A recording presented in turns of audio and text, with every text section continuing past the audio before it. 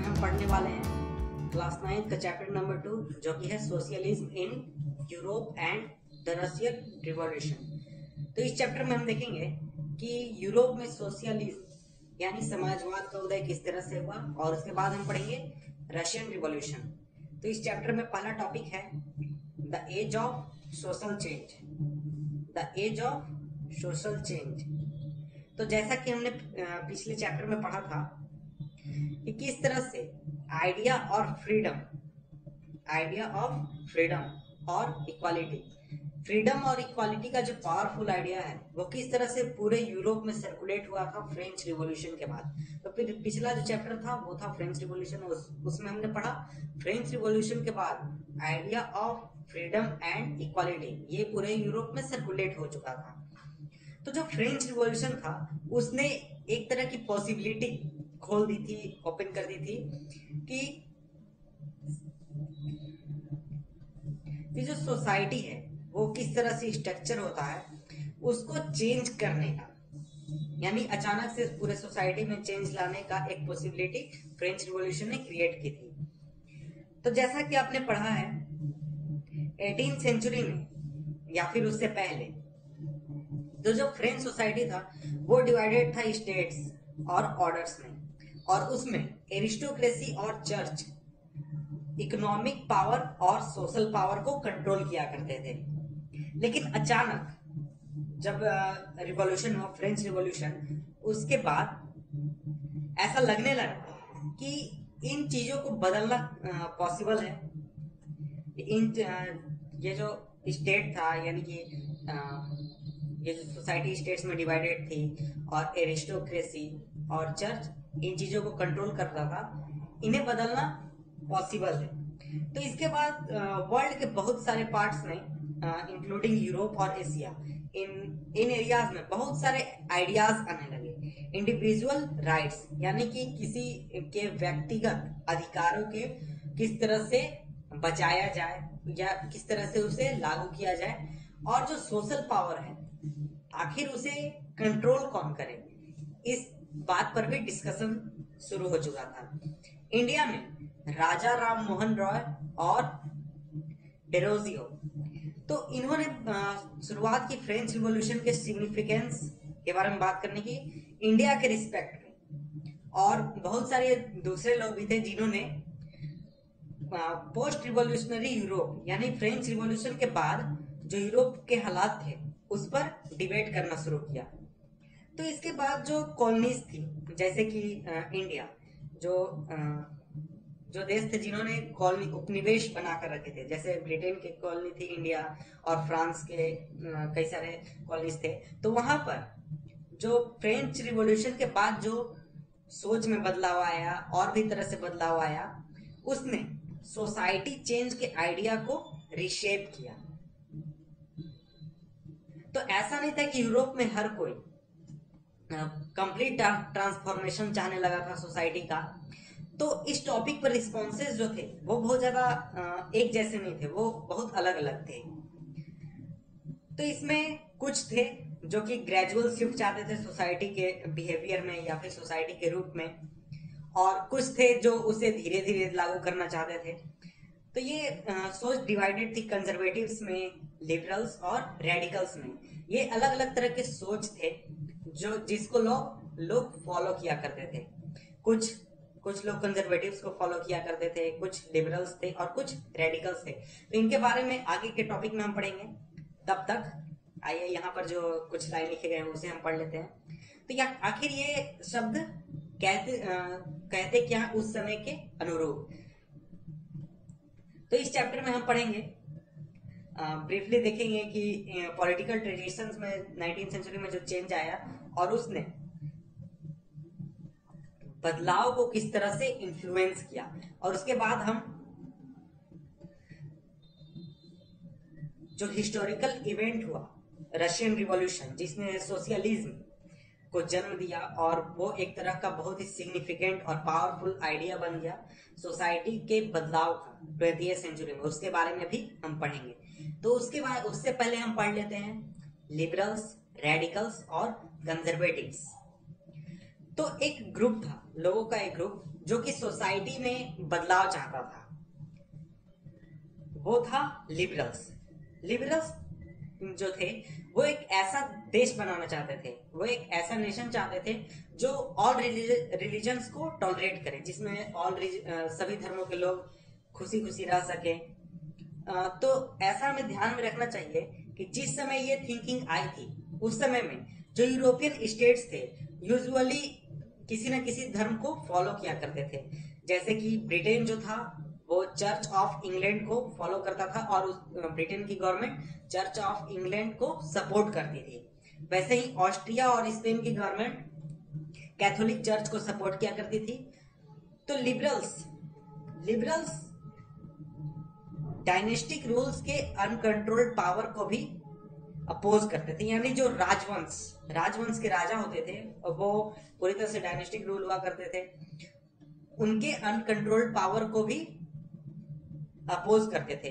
और वो चाहते थे कि सरकार के विरुद्ध जो कि किसी व्यक्ति के व्यक्तिगत राइट्स हैं, इंडिविजुअल राइट्स हैं, उसे प्रोटेक्ट किया जाए, उसे बचाया जाए। वो चाहते थे कि एक रिप्रेजेंटेटिव इलेक्टेड पार्लियामेंट्री गवर्नमेंट का निर्माण हो और जो सब्जेक्ट टू लॉज यानी कि जो नियम कानून की चीजें हैं वो इंटरप्रेट किए जाएं जुडिशियरी के द्वारा, वेल ट्रेंड जुडिशियरी के द्वारा, जो कि रूलर्स और ऑफिशियल से इंडिपेंडेंट हो।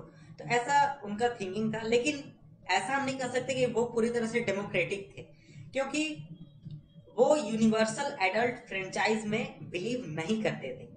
यूनिवर्सल एडल्ट फ्रेंचाइज तो आप जानते ही होंगे, मैं उसे एक बार फिर बता देता हूँ। इसका मतलब कि एक तय उम्र के बाद एक देश में रहने वाले हर एक सिटीजन को वोट करने का अधिकार होना, यह हुआ यूनिवर्सल एडल्ट फ्रेंचाइज।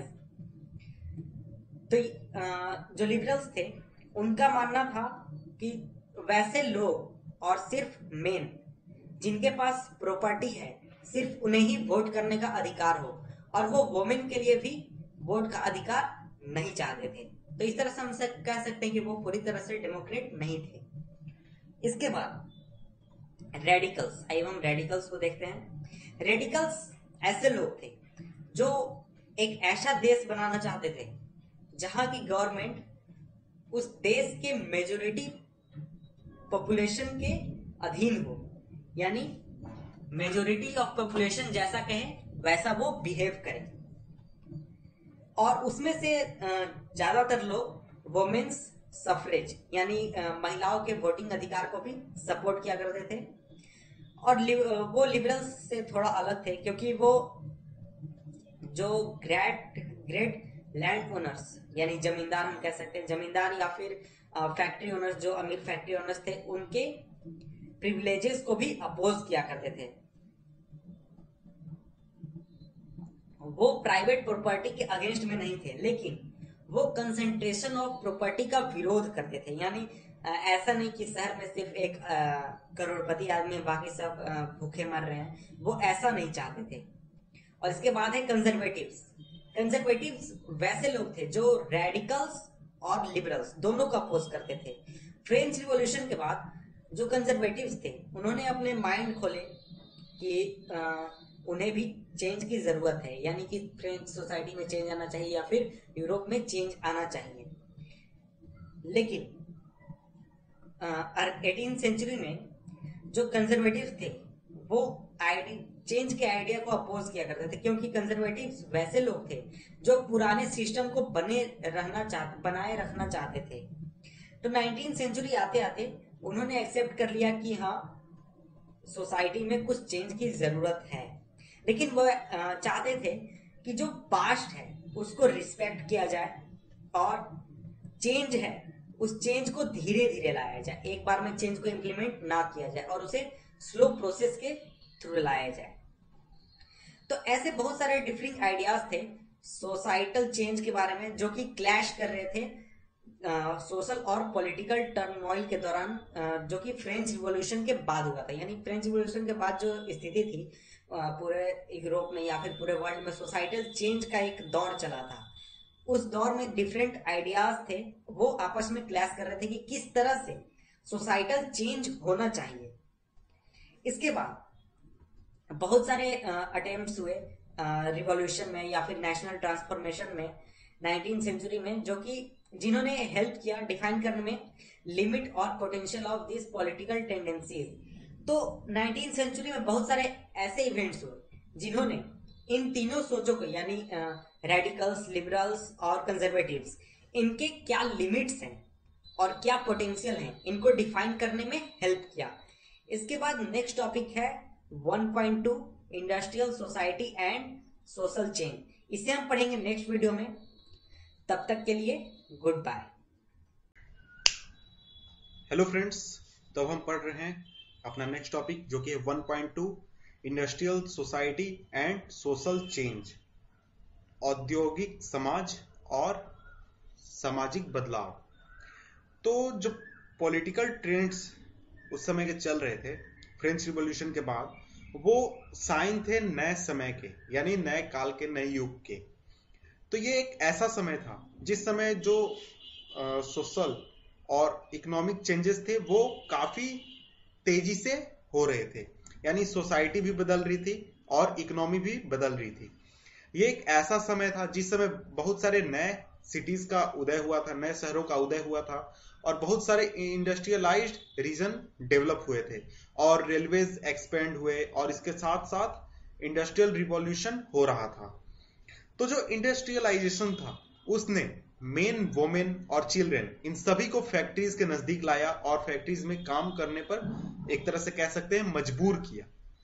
तो जो फैक्ट्रीज में वर्क आवर होते थे वो काफी लंबे होते थे और वेजेस काफी पुअर होते थे, यानी काफी कम होते थे। अनएम्प्लॉयमेंट जो था वो कॉमन था और पार्टिकुलरली ऐसे समय में जिस समय इंडस्ट्रियल गुड्स का डिमांड काफी कम होता था। और इसके साथ साथ हाउसिंग और सैनिटेशन, यानी जो लेबर्स थे इंडस्ट्रीज में, उनके रहने की व्यवस्था और उसके साफ सुथरा रहने की व्यवस्था, ये काफी एक बड़े प्रॉब्लम थे टाउन्स के, क्योंकि जो टाउन्स थे वो बहुत ही रैपिडली ग्रो हो रहे थे, बहुत ही स्पीड में बढ़ रहे थे। तो जो लिबरल्स थे और रेडिकल्स थे ये इन समस्याओं के समाधान की तलाश में लगे हुए थे। और इसके बाद यहाँ पर आप देख सकते हैं कि इमेज है, ये इमेज लंदन के मिड 19th सेंचुरी के गरीबों को दर्शाता है और इसे बनाया था एक उस समय के कंटेम्पररी पेंटर हेनरी मेहेव ने। और आइए अब हम आगे बढ़ते हैं। आगे है तो जो ऑलमोस्ट सभी इंडस्ट्रीज थी वो किसी इंडिविजुअल की प्रॉपर्टी थी, यानी कोई एक आदमी था जो उसका मालिक था। तो जो लिबरल्स और रेडिकल्स थे वो खुद ऐसे प्रॉपर्टी के ऑनर्स थे या और बहुत सारे लोगों को एम्प्लॉय दिया करते थे, यानी वो एक तरह से एम्प्लॉयर्स थे। तो उन्होंने अपनी जो प्रॉपर्टी थी, अपने वेल्थ यानी जो पैसे, धन दौलत, वो सभी ट्रेड और इंडस्ट्रियल वेंचर्स के थ्रू ही कमाया था। तो इसलिए उन्हें लगता था कि इस तरह के एफर्ट को इनकरेज करना चाहिए और इसी से एक तरह से विकास हो सकता है। तो इन चीजों का फायदा, सबसे ज्यादा फायदा तभी उठाया जा सकता है जब इकोनॉमी का वर्कफोर्स, यानी एक देश में रहने वाले लोग, जो वर्कफोर्स है, जो काम करने वाले कामगार हैं, वो हेल्दी हो और सिटीजन्स, उस देश के सिटीजन्स एजुकेटेड हो। तो ये लेकिन अपोज किया करते थे प्रिविलेजेस को जो कि ओल्ड एरिस्टोक्रेसी के पास थी बाय बर्थ, और ये बिलीव करते थे किसी इंडिविजुअल यानी किसी व्यक्ति के खुद के मेहनत, लेबर और उद्यमशीलता पर ये बिलीव किया करते थे। इनका मानना था कि अगर किसी भी इंडिविजुअल को पूरी तरह से छूट दी जाए, फ्रीडम दी जाए और उसके फ्रीडम को इंश्योर किया जाए और किसी भी पुअर को लेबर करने का छूट दिया जाए और जिसके पास पैसा है यानी कैपिटल है उसे बिना किसी रोक टोक के काम करने की छूट दिया जाए, तो इस तरह से सोसाइटीज में बदलाव आ सकता है और सोसाइटी डेवलप हो सकती है। तो इसके बाद बहुत सारे वर्किंग मेन और वुमेन जो थे, जो कि लेबर्स थे या फिर पेजेंट्स थे, जो कि काम किया करते थे, जो चेंज चाहते थे, उन्होंने रैलीज करना शुरू की लिबरल्स के साथ, रेडिकल ग्रुप्स के साथ और कई दूसरे पॉलिटिकल पार्टीज के साथ अर्ली 19 सेंचुरी में। यानी कि जो लेबर्स थे, या तो वो मेन थे या वोमेन, ये किसी न किसी एक्टिविटीज में इन्वॉल्व हो गए। यानी कि अगर वो लिबरल की रैली है तो कुछ उसमें इन्वॉल्व हो गए, कुछ रेडिकल ग्रुप की रैलीज में इन्वॉल्व हो गए और कुछ पॉलिटिकल पार्टीज के रैलीज में इन्वॉल्व हो गए। तो इसके बाद कुछ नेशनलिस्ट ऐसे थे जिसमें कि लिबरल्स भी इंक्लूडेड हैं और रेडिकल्स भी, तो जो रिवॉल्यूशन चाहते थे और चाहते थे कि जो 1815 के बाद यूरोप में जो गवर्नमेंट्स आई उन पर रोक लगे, उनको खत्म किया जाए। और फ्रांस, इटली, जर्मनी और रसिया, इसमें जो कुछ ऐसे नेशनलिस्ट थे वो उन्होंने रिवॉल्यूशन करना शुरू किया, वो रिवॉल्यूशनरीज बन गए और उन्होंने काम करना शुरू कर दिया और कॉन्स्पिरेसी करना शुरू कर दिया कि किस तरह से उस समय के मोनार्क्स को हटाया जाए गद्दी पर से और सरकारों को खत्म किया जाए। तो ऐसे नेशनलिस्ट बात करते थे या फिर चाहते थे ऐसे नेशंस का निर्माण करना जहां पर सभी सिटीजन को इक्वल राइट्स प्राप्त हो। 1815 के बाद जोसेफ मेजिनी जो कि एक इटालियन नेशनलिस्ट था, उसने कॉन्स्पिरेसी की बहुत सारे अदर्स नेशनलिस्ट के साथ मिलकर इटली में और इस चीज को प्राप्त किया। यानी इटली में सरकार को गिरा दिया और इटली का एकीकरण किया। जोसेफ मेजिनी, ये काफी इंपॉर्टेंट नाम है इटली के इतिहास में।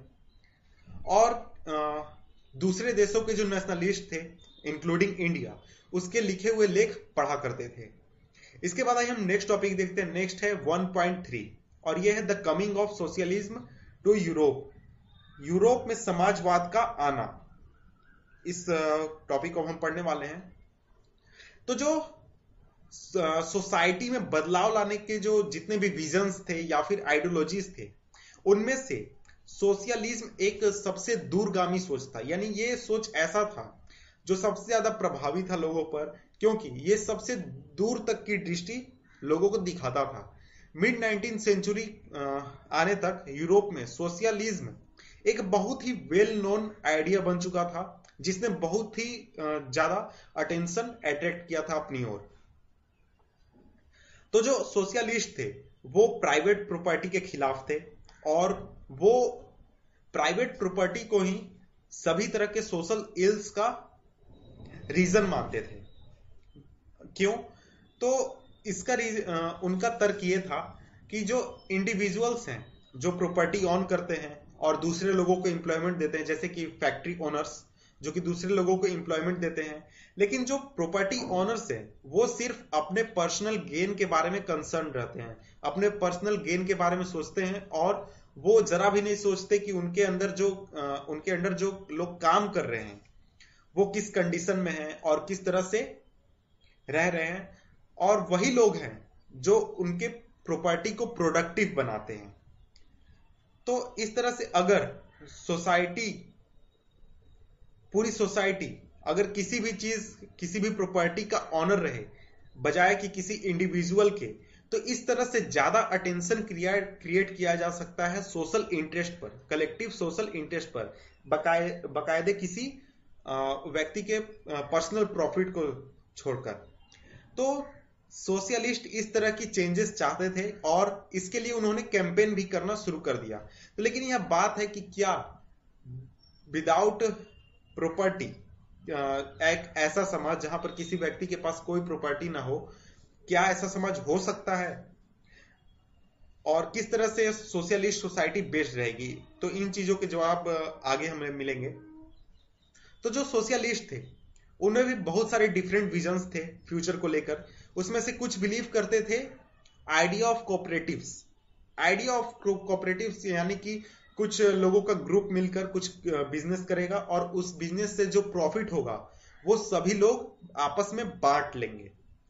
तो यहां पर एक नाम है रॉबर्ट ओवेन, एक इंग्लिश मैन्युफैक्चरर थे।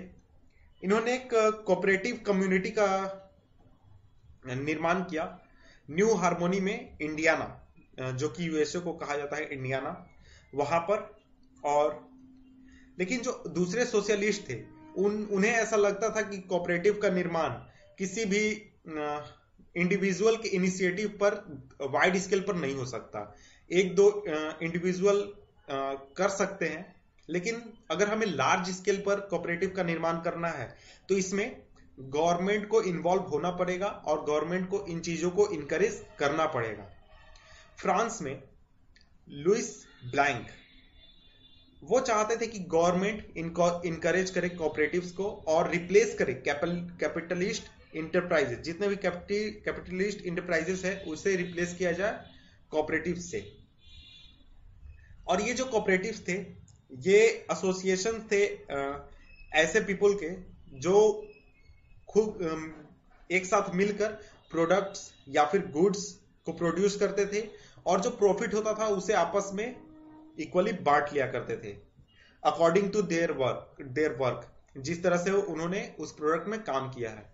तो इसके बाद यहां पर कार्ल मार्क्स और फ्रेडरिक एंजल्स इन्होंने अपने आइडियाज को इसके आर्गुमेंट के बॉडी में इंक्लूड किया। कार्ल मार्क्स ने आर्गुमेंट दिया कि जो इंडस्ट्रियल सोसाइटी है वो एक तरह से कैपिटलिस्ट है और कैपिटलिस्ट जो है वो ओन करते हैं capital investment in factories. Capitalist जो है वो फैक्ट्रीज को ओन करते हैं और प्रॉफिट जो कैपिटलिस्ट का होता है वो प्रोड्यूस किया जाता है वर्कर्स के द्वारा। तो वर्कर्स का कंडीशन तब तक इंप्रूव नहीं हो सकता जब तक ये प्रॉफिट प्राइवेट कैपिटलिस्ट द्वारा एक्यूमुलेट किया जाता है, यानी पूरे बहुत सारे लेबर्स मिलकर प्रॉफिट जनरेट करे और ये पूरा प्रॉफिट केवल एक व्यक्ति जो उसका ऑनर है वो रख ले। तो इस तरह से वर्कर्स का कंडीशन नहीं सुधारा जा सकता। तो उनका कहना था कि वर्कर्स को कैपिटलिज्म को ओवरथ्रो करना पड़ेगा और प्राइवेट प्रॉपर्टी के रूल को हटाना पड़ेगा। मार्क्स का मानना था कि लेबर्स को खुद को कैपिटलिस्ट एक्सप्लॉयटेशन से आजाद करना पड़ेगा और वर्कर्स को ऐसे सोशलिस्ट सोसाइटी का निर्माण करना पड़ेगा जहां पर प्रॉपर्टी को सोशली कंट्रोल किया जाए, यानी कोई प्राइवेट प्रॉपर्टी नाम की चीज हो ही ना, और ये एक तरह की कम्युनिस्ट सोसाइटी हो।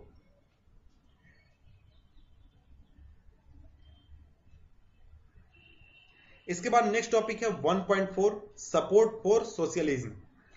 1870 आते आते तक सोशलिस्ट आइडिया एक यूरोप में काफी फैल चुका था और अपने एफर्ट को कोऑर्डिनेट करने के लिए, यानी अलग अलग देशों में जो एफर्ट्स हो रहे हैं उनको एक साथ लाने के लिए सोशलिस्ट ने एक इंटरनेशनल बॉडी का निर्माण किया, यानी इंटरनेशनल संगठन का निर्माण किया जिसका नाम था सेकेंड इंटरनेशनल। इंग्लैंड में वर्कर्स और इंग्लैंड में और जर्मनी में वर्कर्स ने एसोसिएशंस का निर्माण करना शुरू कर दिया ताकि वो फाइट कर सके अपने बेटर लिविंग के लिए और अपने वर्किंग कंडीशन और बेटर लिविंग इन चीजों को सुधारने के लिए वो विरोध कर सके, फाइट कर सके गवर्नमेंट के साथ। और उन्होंने कई तरह के फंड्स को सेटअप किए अपने मेंबर्स को हेल्प करने के लिए जिस समय वो काफी स्ट्रेस में हो या फिर और वर्किंग और कई तरह की अगर प्रॉब्लम्स हो तो, और वो डिमांड करने लगे वर्किंग आवर को रिड्यूस करने के लिए और राइट टू वोट प्रदान करने के लिए। जर्मनी में एसोसिएशन, ये जितने भी एसोसिएशंस थे वो एक नाम से काम करते थे या फिर इस नाम के इर्द गिर्द काम करते थे जो कि था सोशल डेमोक्रेटिक पार्टी एसपीडी, और इस पार्टी को हेल्प किया करते थे पार्लियामेंट्री सीट्स, जो पार्लियामेंट इलेक्शन होते थे उनमें सीट्स जीतने में हेल्प किया करते थे। 1905 आते आते तक सोशलिस्ट और ट्रेड यूनियंस ने मिलकर लेबर पार्टी का निर्माण किया ब्रिटेन में और सोशलिस्ट पार्टी का निर्माण किया फ्रांस में। लेकिन 1914 तक सोशलिस्ट किसी तरह से सरकार बनाने में सक्षम नहीं हो सके थे पूरे यूरोप में, लेकिन वो पार्लियामेंट्री पॉलिटिक्स में काफी मजबूती के साथ थे क्योंकि उनके पास काफी ज्यादा नंबर्स थे सीट के, और उनके आइडियाज जो थे लेजिस्लेशन को शेप करने में काफी हेल्प करते थे। लेकिन जो गवर्नमेंट थी वो अधिकांश रूप से कंट्रोल में थी कंजर्वेटिव, लिबरल्स और रेडिकल्स के। हेलो फ्रेंड्स, आपका स्वागत है इस वीडियो में। और इस वीडियो में हम शुरू कर रहे हैं अपने class 9th chapter 2 the Russian revolution का टॉपिक नंबर 2, और यह है द रशियन रिवॉल्यूशन। तो आइए इसके बारे में हम कुछ पढ़ते हैं। तो जो रशिया था वो रशियन रिवॉल्यूशन के समय यानी करीब 1917 के आसपास यूरोपियन स्टेट्स का सबसे कम इंडस्ट्रियलाइज्ड स्टेट था। और यहाँ पर सिचुएशन अदर यूरोप से काफी अलग था, क्योंकि यहाँ पर जो सोशलिस्ट थे उन्होंने गवर्नमेंट को टेक ओवर कर लिया था और गवर्नमेंट फॉर्म कर लिया था, जबकि अदर यूरोप के अदर पार्ट्स में ऐसा नहीं हुआ था। 1917 में अक्टूबर में एक रिवॉल्यूशन हुआ था जिसे जाना जाता है रशियन रिवॉल्यूशन के नाम पर। फरवरी 1917 में वहां के मोनार्की फॉल कर गई थी और अक्टूबर आते आते तक वहां पर रशियन रिवॉल्यूशन हुआ था और सोशलिस्ट गवर्नमेंट का निर्माण हुआ था। तो इसी के बारे में, यानी कि इस इवेंट के बारे में, रशियन रिवॉल्यूशन के बारे में हम इस टॉपिक में पढ़ने वाले हैं।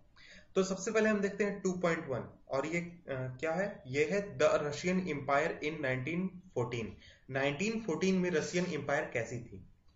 1914 ईस्वी में सार निकोलस II रसिया को रूल करता था और उसका जो पूरा एम्पायर था उसको सार निकोलस II रूल करता था। तो जो मॉस्को का इलाका है उसको छोड़कर बहुत बड़ा ये एम्पायर था उस मॉस्को के अलावा भी, जो आज का Finland, Latvia, Lithuania, Estonia, Poland, Ukraine और बेलारूस, इन सभी को इंक्लूड करता था। और ये पैसिफिक से लेकर सेंट्रल एशियन स्टेट तक को अपने में समाये हुए था। और इसमें जो मेजोरिटी रिलीजन था वो था रशियन ऑर्थोडॉक्स क्रिश्चियनिटी, और ये आया था ग्रीक ऑर्थोडॉक्स चर्च से।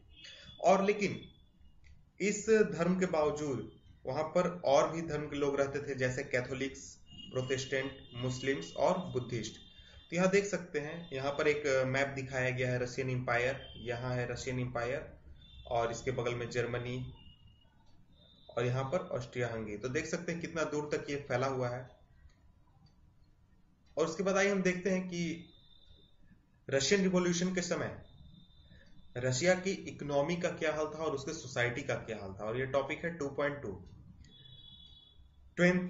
20th सेंचुरी के शुरुआत में, beginning of the 20th century, जो मेजोरिटी ऑफ रशिया पीपुल थे, यानी रशिया का ज्यादातर आबादी एग्रीकल्चर पर डिपेंड करता था। करीब 85% रशिया का पॉपुलेशन अपने रोजी रोटी के लिए एग्रीकल्चर पर डिपेंडेंट था। और ये अदर यूरोपियन स्टेट से बहुत ज्यादा था, क्योंकि फ्रांस में और जर्मनी में करीब 40% और 50% ही लोग कृषि पर आधारित थे, जबकि रशिया में ये प्रतिशत 85% था। और जो एम्पायर था रशियन एम्पायर, उसमें कल्टीवेटर्स प्रोड्यूस करते थे मार्केट के लिए भी और खुद के लिए भी। और रसिया जो था वो एक बहुत ही बड़ा एक्सपोर्टर था ग्रेन्स का।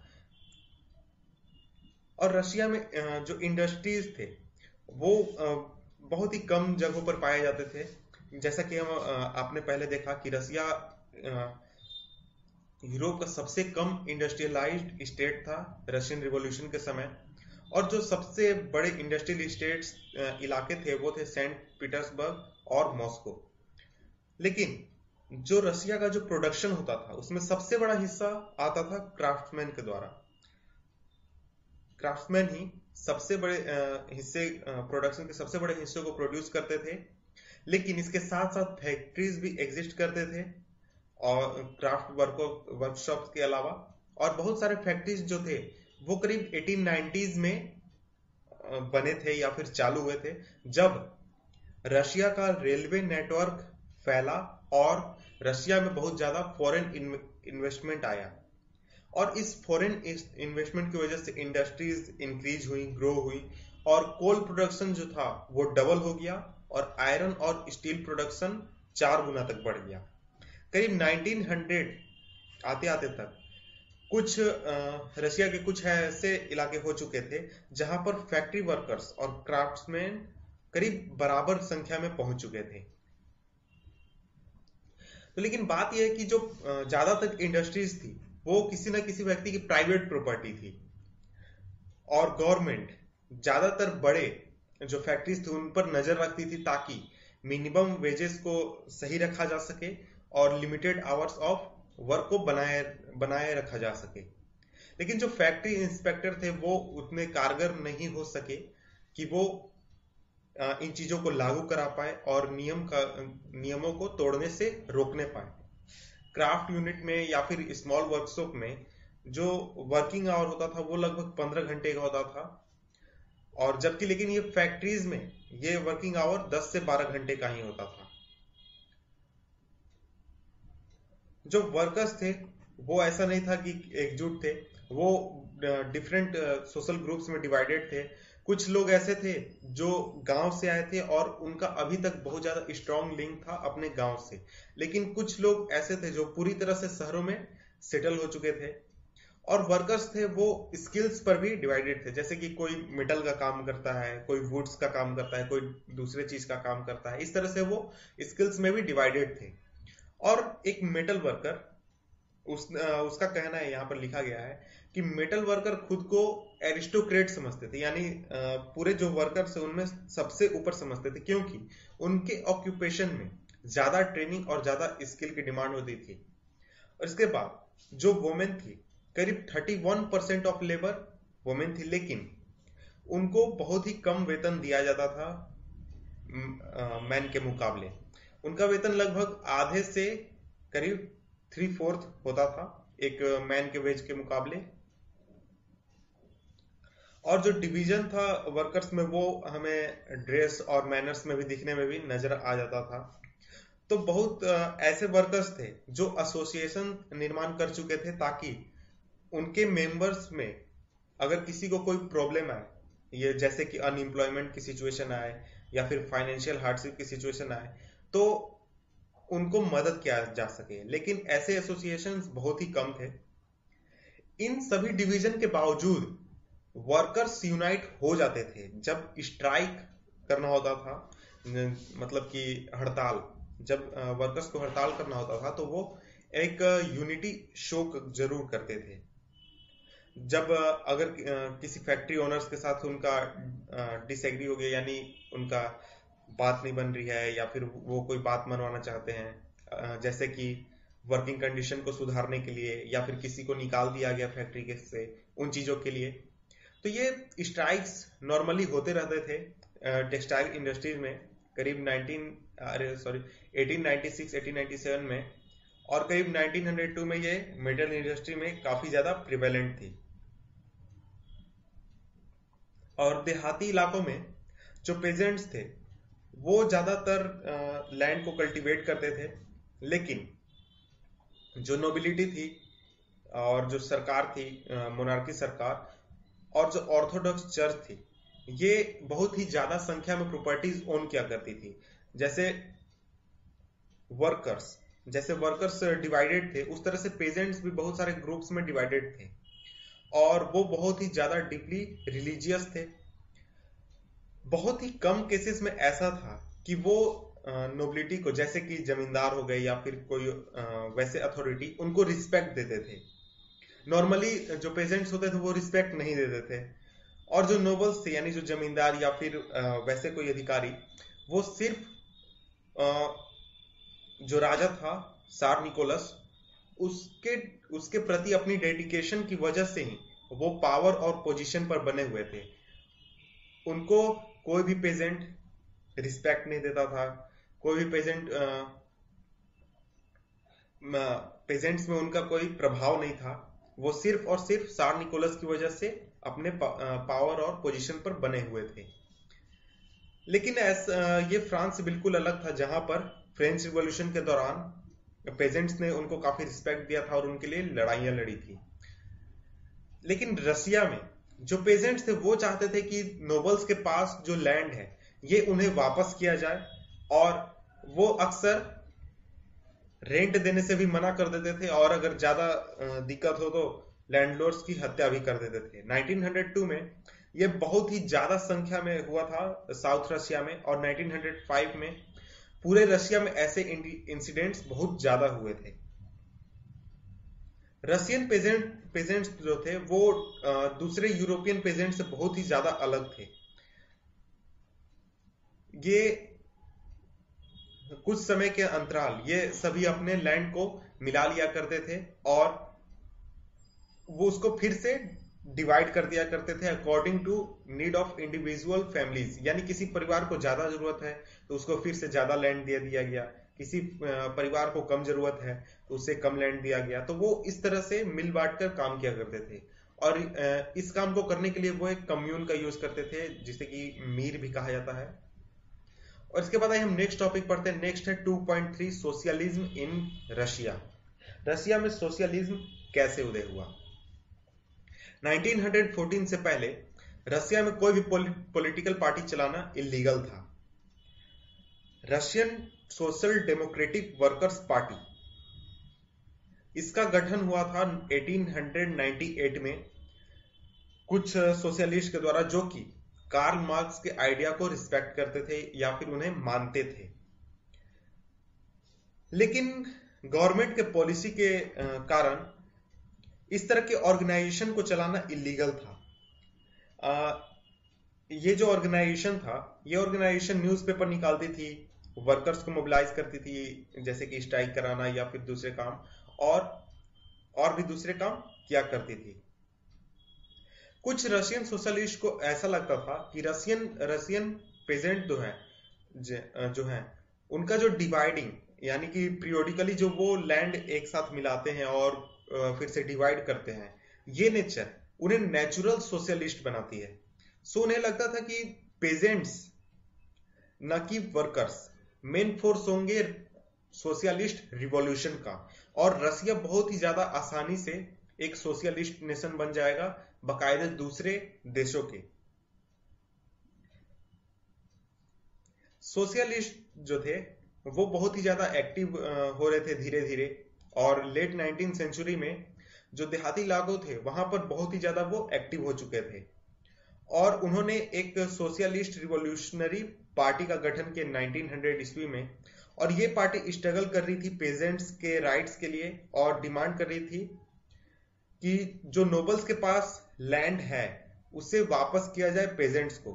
तो जो सोशल डेमोक्रेट्स थे, डेमोक्रेट्स जिनका जैसे कि हमने लिबरल्स पढ़ा था और रेडिकल्स पढ़ा था, वो इंक्लूड करते होते हैं डेमोक्रेट्स में। तो ये डिसएग्री किया करते थे सोशलिस्ट रिवॉल्यूशनरीज से पेजेंट्स के बारे में। यानी जो सोशलिस्ट रिवॉल्यूशनरी पेजेंट्स के बारे में जो चीज सोचते थे, यानी कि लैंड को वापस किया जाए पेजेंट्स को, इस बात से वो डिसएग्री किया करते थे।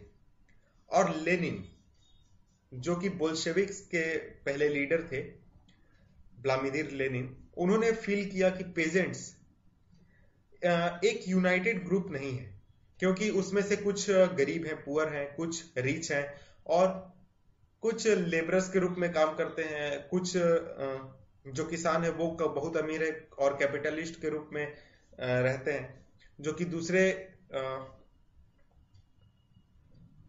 दूसरे फार्मर्स को एम्प्लॉयमेंट दिया करते थे। तो इस तरह से बहुत ही ज्यादा डिफरेंशिएशन उनके बीच था, और ये इस तरह से वो सोशलिस्ट मूवमेंट के हिस्से नहीं बन सकते थे। तो जो पार्टी थी वो बहुत ही ज्यादा डिवाइडेड थी स्ट्रेटेजी में कि किस तरह से इन लोगों को ऑर्गेनाइज किया जाए, पार्टी को किस तरह से ऑर्गेनाइज किया जाए। तो व्लादिमीर लेनिन जो कि लीडर था पहले बोल्शेविक ग्रुप का और अब सोशलिस्ट रिवॉल्यूशनरी पार्टी का, उसका मानना था कि पार्टी में सिर्फ डिसिप्लिन्ड और क्वालिटी मेंबर्स को ही रखा जाए और नंबर्स को भी कंट्रोल किया जाए। लेकिन दूसरे लोग ऐसे थे जैसे कि मेंशेविक्स, जिनका मानना था कि पार्टी को सब लोगों के लिए खुला रखा जाए, जैसा कि जर्मनी में था। अब आइए हम नेक्स्ट टॉपिक पढ़ते हैं। नेक्स्ट टॉपिक है 2.4 a turbulent time. The 1905 revolution. 1905 revolution के बारे में हम पढ़ेंगे। रसिया एक ऑटोक्रेसी थी जहां पर दूसरे यूरोपियन रूलर्स से अलग 20th सेंचुरी शुरुआत होने के बाद भी जो त्सार निकोलस था वहां का रूलर, वो पार्लियामेंट के सामने जवाबदेह नहीं था। उसकी कोई जिम्मेदारी नहीं थी कि वो पार्लियामेंट को जवाब दे। तो जो लिबरल्स थे रसिया में, वो इस चीज को खत्म करने के लिए काफी ज्यादा कैंपेन कर रहे थे, सोशल डेमोक्रेट्स के साथ मिलकर और सोशलिस्ट रिवॉल्यूशनरीज के साथ मिलकर। उन्होंने पेजेंट के साथ भी काफी ज्यादा काम किया था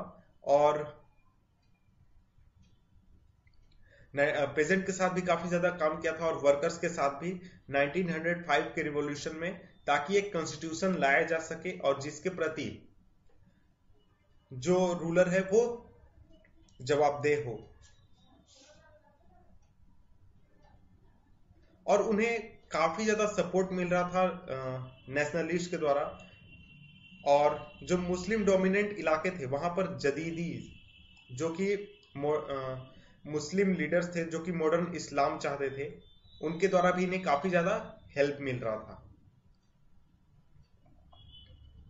1904 ये काफी इंपॉर्टेंट ईयर था वहां के वर्कर्स के लिए, क्योंकि एसेंशियल गुड्स जितने थे उनके जो प्राइस थे वो बहुत ही क्विकली राइज हो गए। और इसका असर ये हुआ कि जो रियल वेजेस थे वो करीब 20% तक डिक्लाइन हो गए। और इस कारण जो वर्कर्स एसोसिएशन थे उनके मेंबरशिप, यानी उनके मेंबर्स की संख्या बहुत ही ज्यादा ड्रामेटिकली बढ़ गई। अचानक बहुत ही ज्यादा संख्या में लोग वर्कर्स एसोसिएशन से जुड़ने लगे। जब 4 मेंबर्स को रशियन वर्कर्स असेंबली से निकाल दिया गया, जो कि 1904 में बनी थी,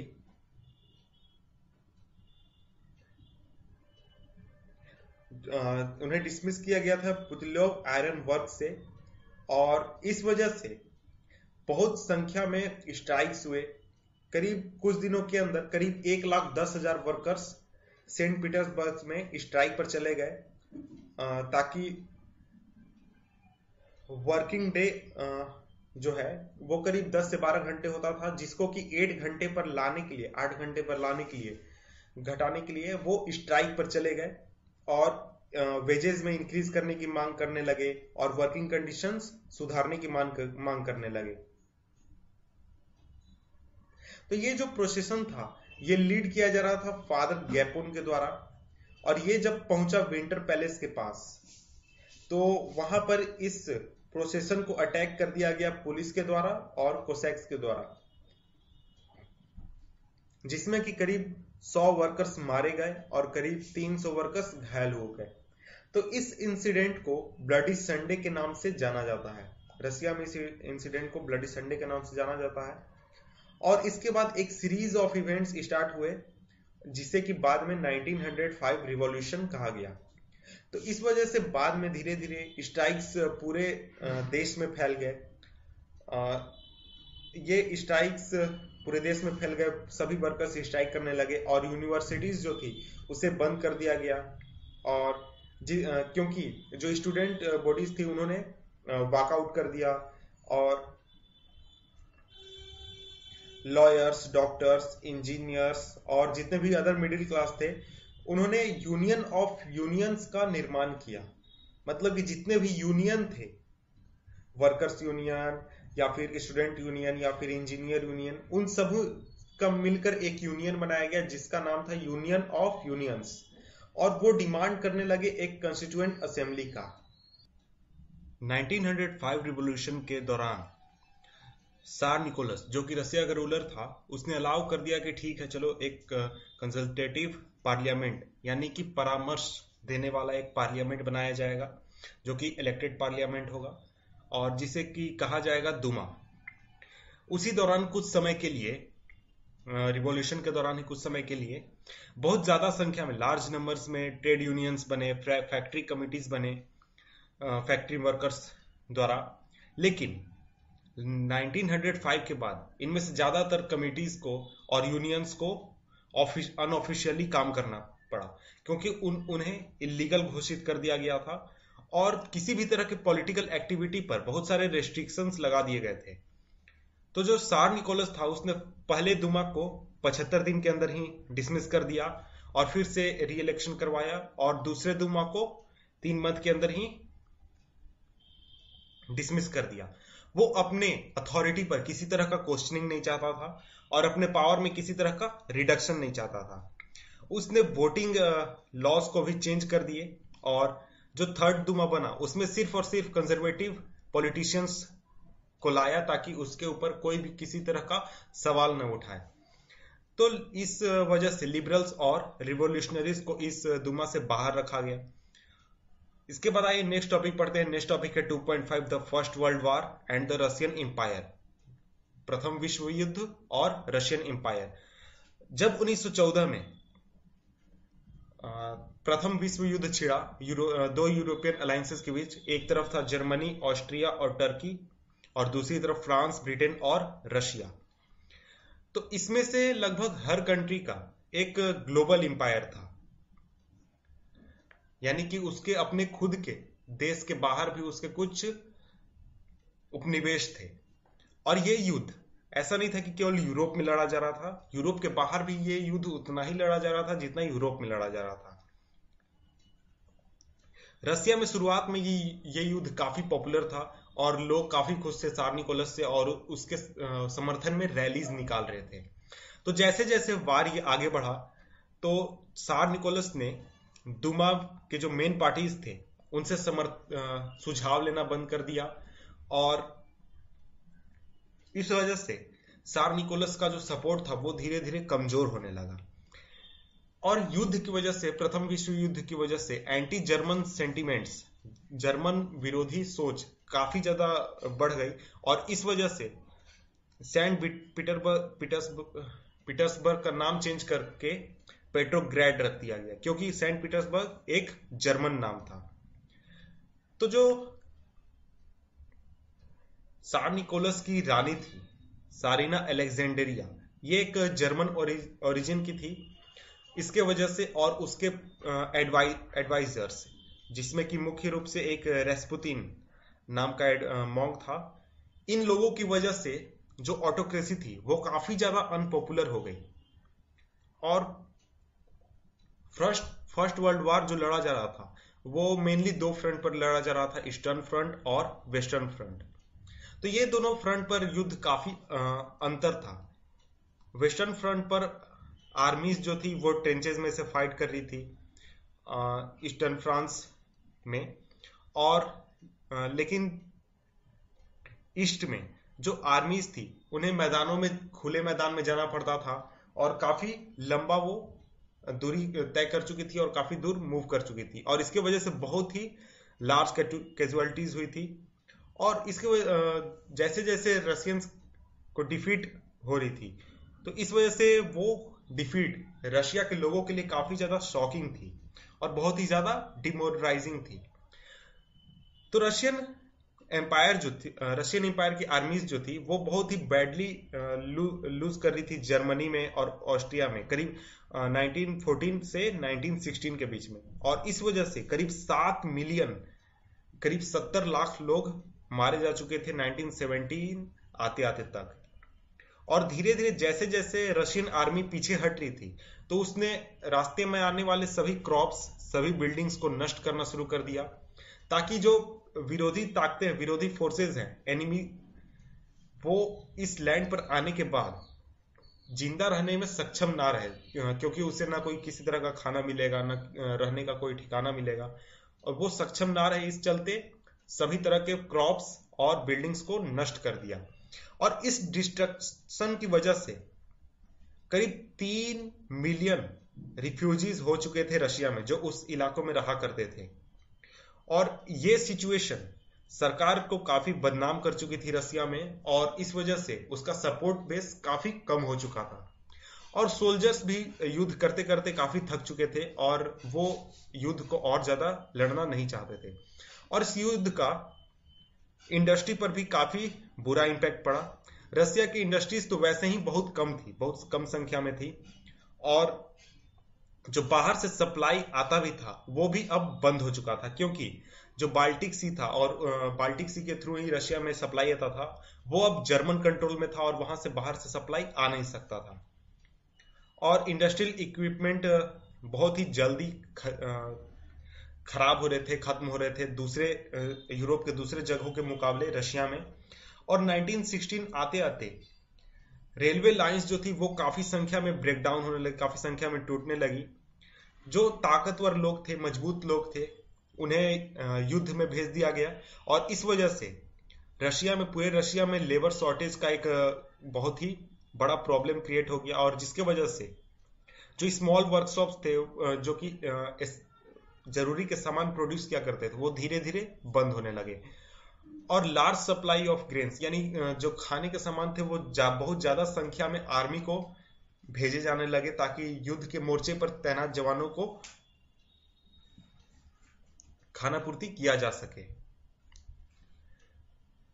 शहरों में रहने वाले लोगों के लिए ब्रेड, फ्लोर, इन चीजों की बहुत ज्यादा शॉर्टेज हो गई। और 1916 के विंटर आते आते तक ब्रेड के दुकानों पर राइट्स होना एक कॉमन बात सी हो गई थी।